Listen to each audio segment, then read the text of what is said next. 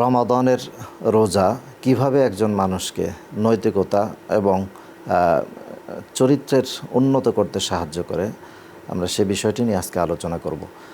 দেখুন, মাহে রমাদান আল্লাহ রব্বুল আলামিন আমাদেরকে একটি শৃঙ্খল ইবাদতের শিক্ষা দিয়েছেন, যেটি ভোর রাতে উঠে যখন অনেক মানুষ ঘুমানো থাকে, ঘুম থেকে নির্দিষ্ট সময় সবাইকে ওঠা, এটা কিন্তু একটি কঠিন কাজ। এখান থেকে উঠে আমরা সাহারি খাচ্ছি, ফজরের নামাজ আদায় করছি, সারাদিন রোজা রাখছি। রোজার মাধ্যমে আল্লাহ তাআলা আমাদেরকে ধৈর্য শিক্ষা দিচ্ছেন।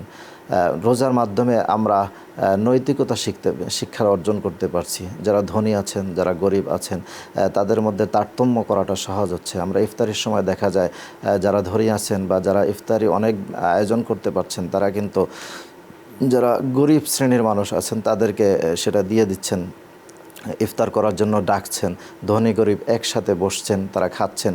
এ থেকেই বোঝা যাচ্ছে যে আমরা মাহে রমাদান আমাদেরকে নৈতিকতা শিক্ষা দিচ্ছে, আমাদেরকে বড় ছোট ধনী গরিবের তারতম্য এটা কেমন হবে এই বিষয়টা আমাদেরকে কিন্তু ইসলাম এবং এই মাহে রমাদান আল্লাহ রব্বুল আলামিন এর মাধ্যমেই শিক্ষা দিচ্ছেন।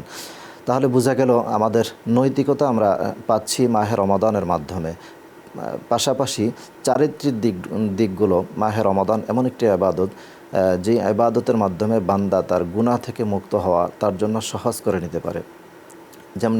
যেমনিভাবে একটি হাদিসের মধ্যে এসেছে, কেউ যদি বিবাহ করতে দেরি হয় বা সে অক্ষম হয়, তার সংসার চালাতে অসুবিধা হয়, সেক্ষেত্রেও কিন্তু বিশ্বনবী সাল্লাল্লাহু আলাইহি ওয়াসাল্লাম মাহে রমাদান ছাড়া অন্য সময়ও তাকে রোজা রাখার জন্য নবীজি বলেছেন। তার মানে বোঝা গেল রোজা রাখলে মানুষ তার জিনার গুনাহ থেকে মুক্তি পেতে পারে, রোজা রাখার মাধ্যমে সে তার মিথ্যা থেকে মুক্তি পেতে পারে, রোজার মাধ্যমে সে গীবত, সুদ, ঘুষ বিভিন্ন রকমের গুনাহ থেকে সে ব্যক্তি মুক্তি পেতে পারে।